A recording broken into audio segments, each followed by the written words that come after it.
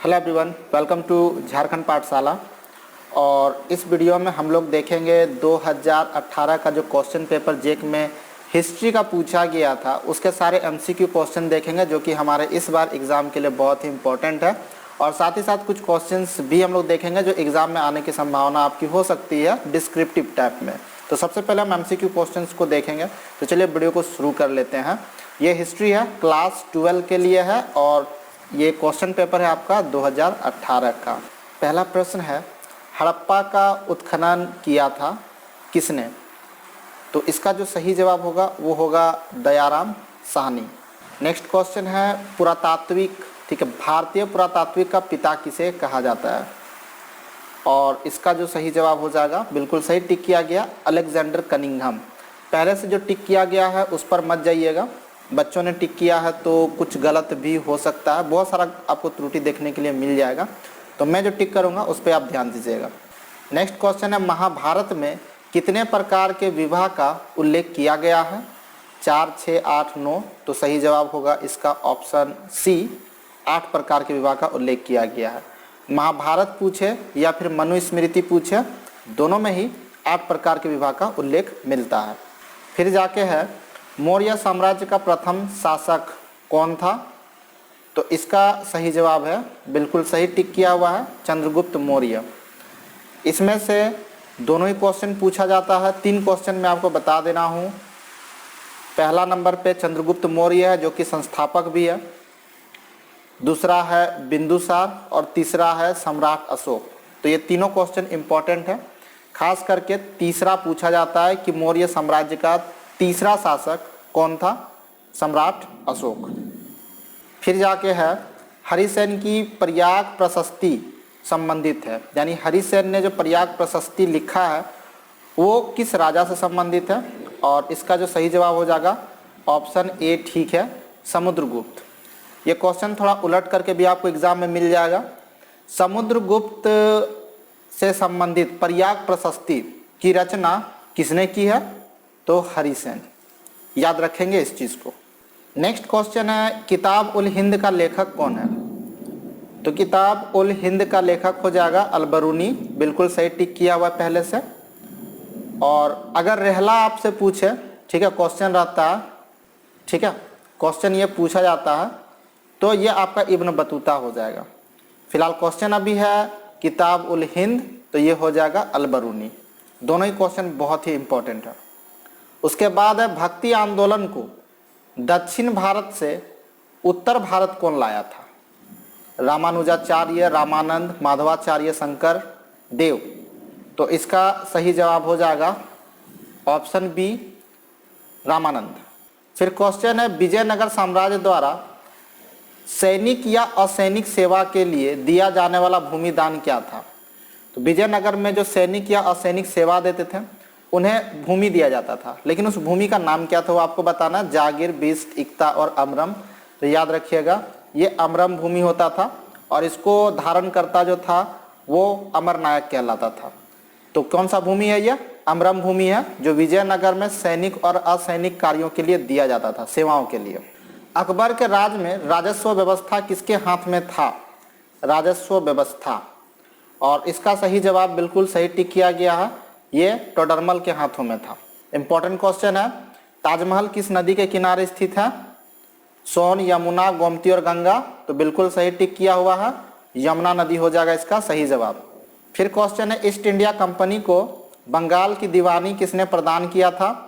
बंगाल की दीवानी, ये दीवानी जो शब्द यूज किया गया यहाँ पर, यानी बंगाल जो क्षेत्र होगा, बंगाल प्रेसिडेंसी जो क्षेत्र बनाया गया था, ठीक है, तो बंगाल का उस समय जो क्षेत्र था, इस क्षेत्र में राजस्व वसूली करने का अधिकार को यहाँ पर दीवानी कहा गया है, ठीक है।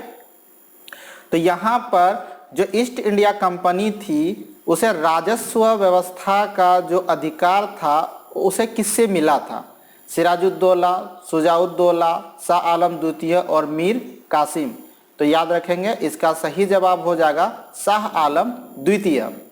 वीडियो पे बने रहिएगा, कुछ ना कुछ जरूर सीख करके जाइएगा जो आपके एग्जाम के लिए बहुत ही महत्वपूर्ण है। 1857 ईस्वी के विद्रोह का नेतृत्व बिहार से किसने किया था?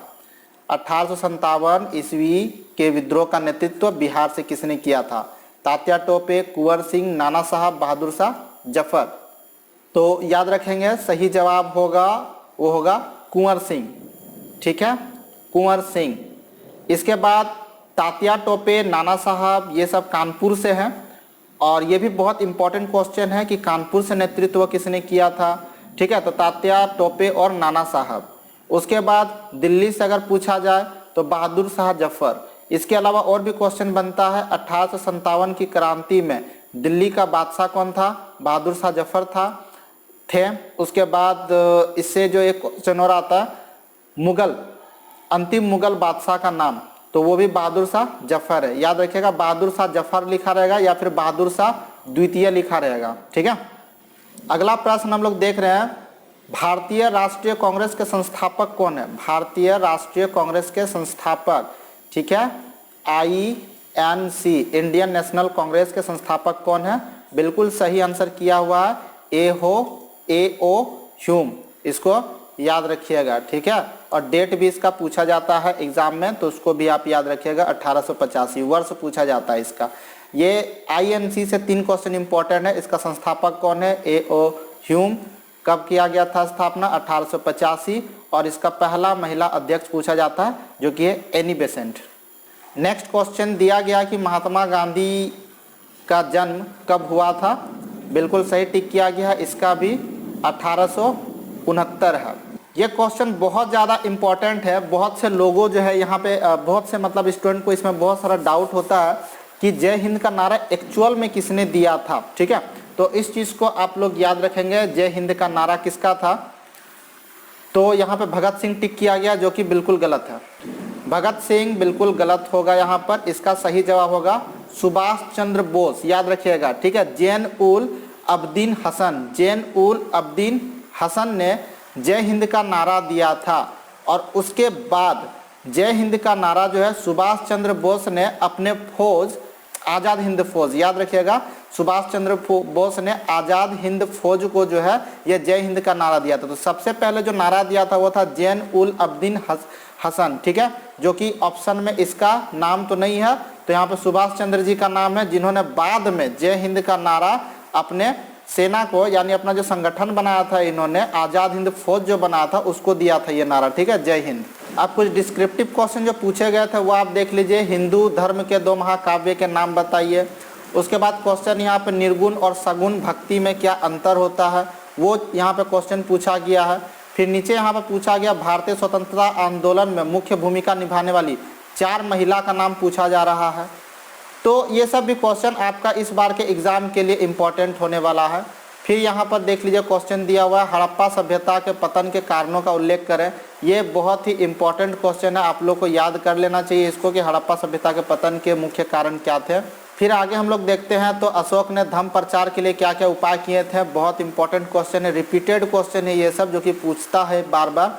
गुप्त काल के इतिहास के स्रोत, आपको गुप्त काल और मौर्य काल दोनों के इतिहास के स्रोत आपको पढ़ लेना चाहिए इस बार के एग्जाम के लिए भी।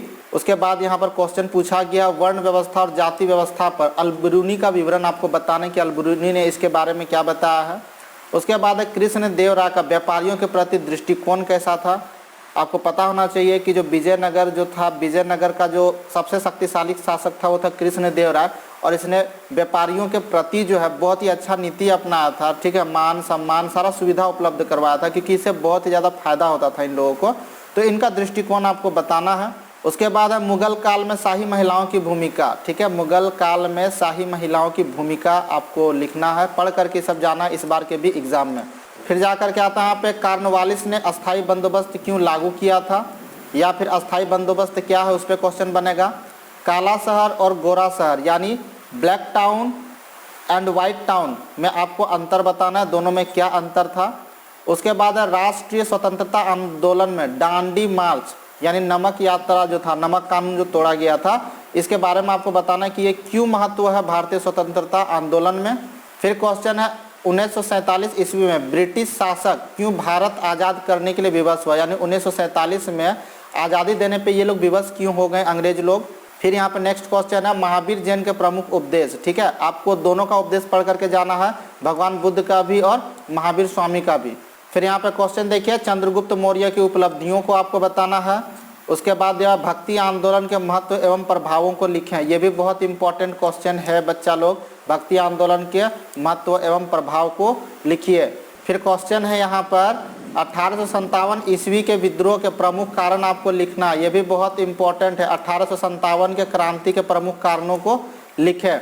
उसके बाद यहाँ पे सुभाष चंद्र बोस के कार्य, ये इतना ज़्यादा इंपॉर्टेंट नहीं है इस बार के लिए, लेकिन ऊपर वाला ये बहुत ही इंपॉर्टेंट है, इसको आप पढ़ करके जाएंगे। उसके बाद यहाँ पे मानचित्र का कुछ काम दिया हुआ, जो कि आप लोग का इस बार मानचित्र का कोई इस तरह का नहीं दिया हुआ है क्वेश्चंस वगैरह, तो इस सबका टेंशन ना ले। तो ये क्वेश्चन था आपका 2018 का, ये काफ़ी हेल्पफुल होगा, आप इसको भी थोड़ा अध्ययन कर लें, ठीक है। इस बार के एग्जाम के लिए बहुत ही इंपॉर्टेंट है। इस तरह के और भी मैं वीडियो आप लोग को बना करके दे दूंगा, तो एटलीस्ट आप लोग चैनल को सब्सक्राइब कर लें। और साथ ही साथ आप अगर लिखना चाहते हैं क्वेश्चंस वगैरह या फिर ये सब का PDF वगैरह आप चाहते हैं, तो हमारा टेलीग्राम आप ज्वाइन कर सकते हैं, या फिर आप हमारा वेबसाइट झारखंड पाठशाला में भी जा सकते हैं, ठीक है, झारखंड पाठशाला.com।